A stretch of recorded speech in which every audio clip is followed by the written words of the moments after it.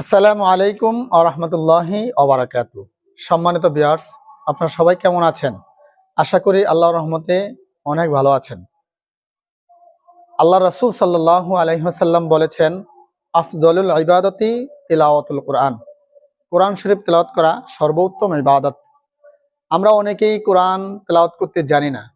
যেহেতু জানি না, সেহেতু আপনাদের জন্যই রাজাপুর সিদ্দিকিয়া হাফিজিয়া নুরানী মাদ্রাসার পক্ষ থেকেই রমজান উপলক্ষে কোরআন শিক্ষার সুবর্ণ সুযোগ।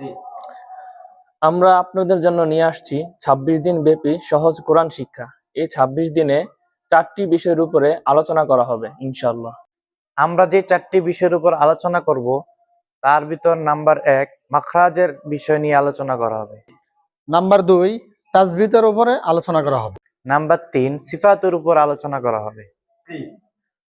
নাম্বার 4 মাখরাজ, তাজবিদ, সিফাত সহকারে 10টি সূরা ভালোভাবে বানান করে শিখিয়ে দেওয়া হবে ইনশাআল্লাহ।